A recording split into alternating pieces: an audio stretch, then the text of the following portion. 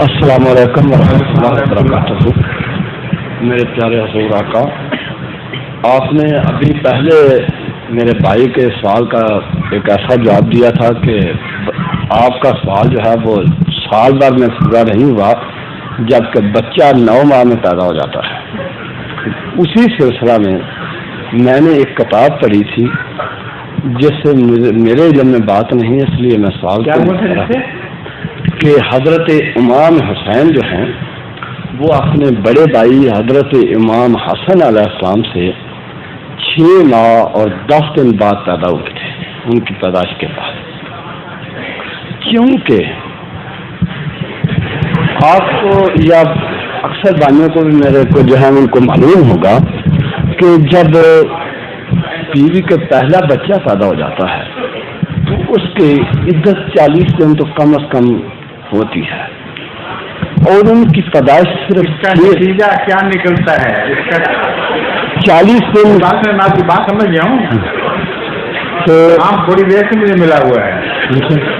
میں آپ کو یہ توجہ دلانا چاہتا ہوں کہ آپ جو دلیل دے رہے ہیں اس کا نتیجہ یہ نکلتا ہے کہ جو روایت آپ تک پہنچی ہے غلط ہے. ٹھیک ہے، اس کے سوا کوئی نتیجہ نہیں نکلتا.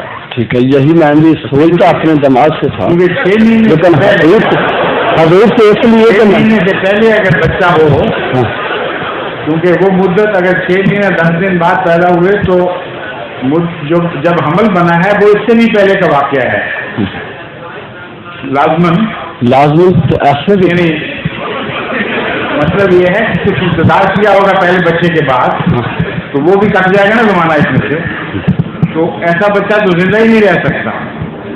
جو 6 ماہی بچہ ہے وہ تو رہ جاتا ہے، مگر 5 ماہ کا یا 4.5 ماہ کا بچہ نہیں زندہ رہتا. اس لیے زیادہ سے زیادہ یہ مانا جا سکتا ہے کہ پوری 9 مہینے کی مدت سے پہلے آپ پیدا ہو گئے تھے، جس طرح بال بچے پہلے پیدا ہو جاتے ہیں. مگر یہ جو واقعہ آپ بتا رہے ہیں یہ قابل قبول نہیں، یہ روایت رد کرنے کے لائق ہے. ٹھیک ہے، جزاک اللہ. ظہور